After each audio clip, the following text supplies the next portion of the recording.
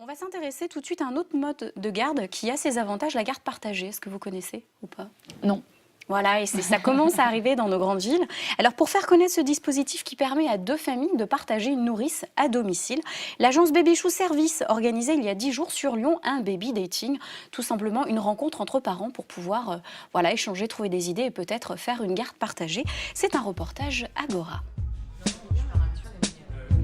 C'est au café Juliette, à Lyon 6e, que l'agence Baby Chou Service organisait il y a 10 jours un baby dating. Objectif, créer du lien entre des familles du quartier qui souhaiteraient faire une garde partagée.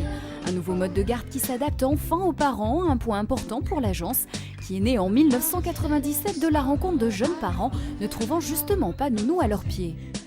Une garde partagée, c'est une garde qui est bien sûr au domicile de l'enfant, qui est partagée puisque ce sont deux familles qui se partagent une intervenante, une nounou, une nourrice, une auxiliaire familiale.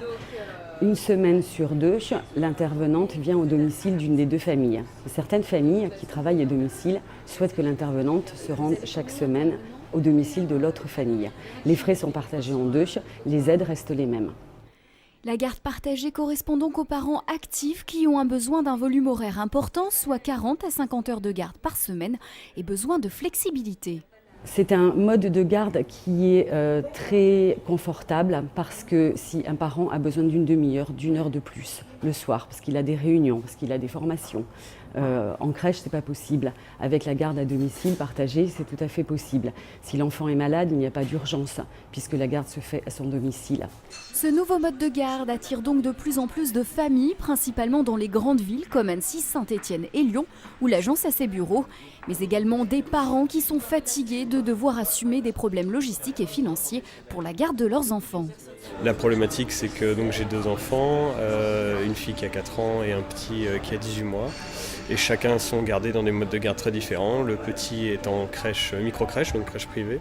Et la grande qui est à l'école a une garde périscolaire, donc avec une nourrice.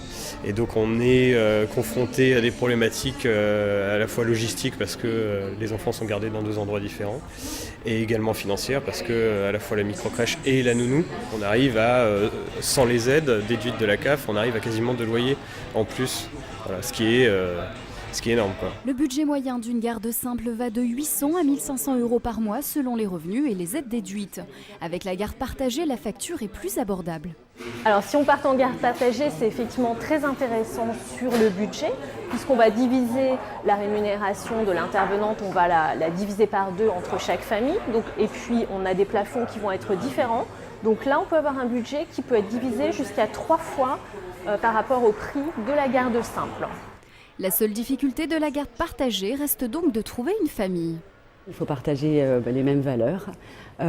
Souvent, les tranches d'âge des enfants se rapprochent. Souvent, l'école aussi se rapproche parce que bien souvent, il y a un petit bébé à prendre en charge, plus un grand frère ou une grande sœur à aller chercher à 16h30 à l'école. Enfin, pour ce qui est de la nourrice, bien sûr, l'agence s'occupe de tout et notamment des contrats pour l'employé. Aujourd'hui, seuls 25% des Français se tournent vers ces structures privées pour faire garder leur enfant. Un service qui n'est pas accessible à tout le monde, mais avec la garde partagée, la tendance va sûrement changer.